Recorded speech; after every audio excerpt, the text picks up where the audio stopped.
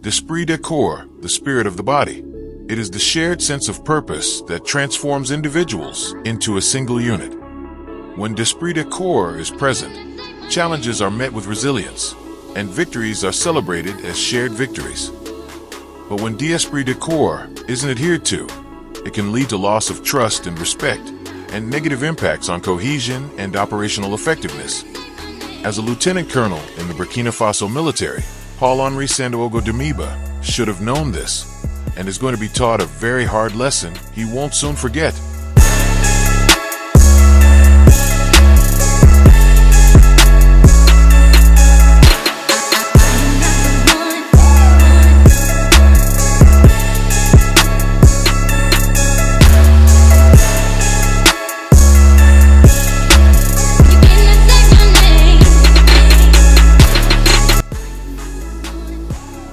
In the heart of West Africa, where the Sahel meets the savannah, Burkina Faso has long stood at the crossroads of hope and hardship.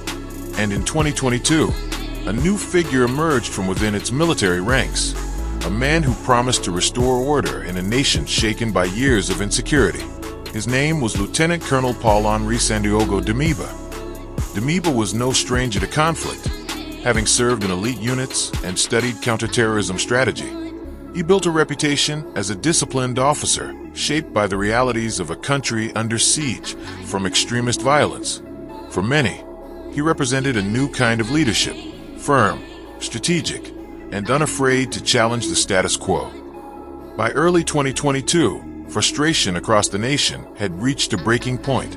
Attacks were rising, communities were displaced, confidence in the civilian government was fading, and on January 24th, the military made its move.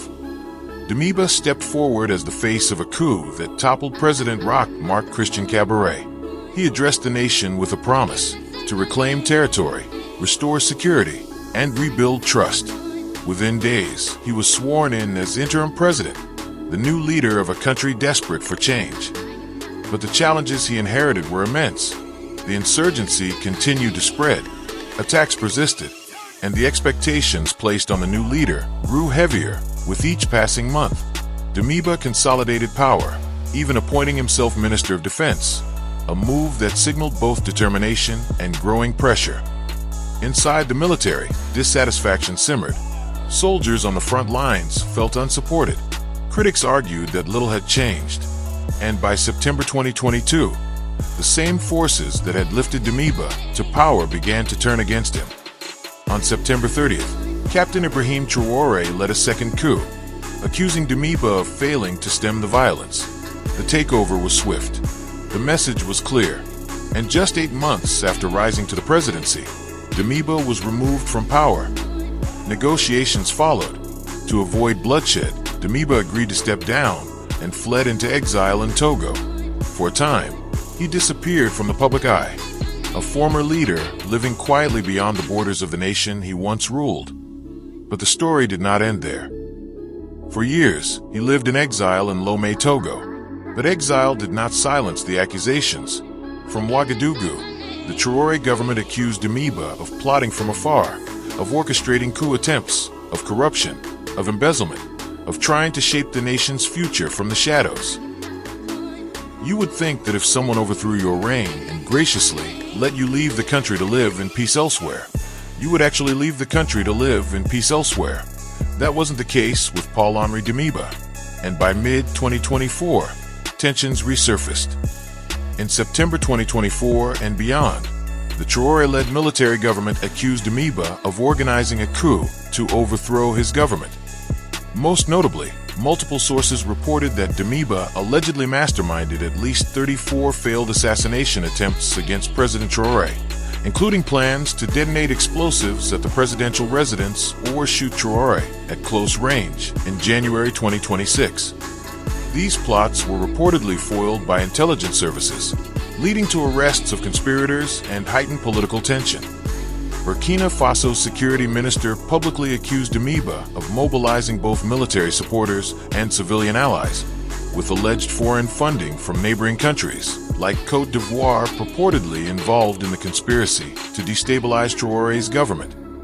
Despite facing multiple coup attempts and security challenges, Traoré has consolidated power and formed regional defense alliances.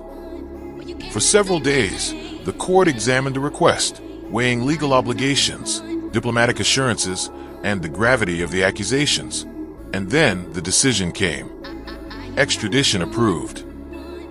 On January 20th, the transfer began. By January 21st, Paul-Henri Damiba was back in Burkina Faso, no longer a leader in exile, but a former head of state facing justice. From power to exile to arrest, a dramatic chapter in Burkina Faso's turbulent political history, and a reminder that no leader remains beyond the reach of accountability. This leads me back to the initial military ethos of l'esprit de corps, and when it isn't adhered to, it can lead to loss of trust and respect, and negative impacts on cohesion and operational effectiveness. When a unit loses esprit de corps, that shared sense of pride, loyalty, and collective identity, the effects are almost always visible and usually damaging. A military unit feels it most sharply, but the same pattern shows up in police departments, fire crews, sports teams, and even corporate groups. Cohesion erodes. Members stop trusting one another. People become more concerned with individual survival than group success. Internal cliques or factions form. Orders or guidance get questioned more often. This is why esprit de corps matters so much. A unit with strong esprit de corps behaves like a single organism. That difference becomes decisive in high-stress environments, combat, emergency response, competitive sports, or any situation where trust and rapid coordination matter. A Lieutenant Colonel Damiba's actions would have definitely had the Burkina Faso military defeated in the battlefield had he remained in power. This is why Captain Ibrahim Traoré is, in my opinion, the best thing that ever happened, not only for the military, but for the whole nation and peoples of the People's Republic of Burkina Faso. Let me know what you think in the comment section. Do you think it was a good thing that Captain Ibrahim Traoré was right in taking control of Burkina Faso and taking the country in the direction it's going? Or do you think a President Paul-Henri Damiba was the better choice? And remember, don't forget to like, share, comment, and subscribe. Thank you for watching.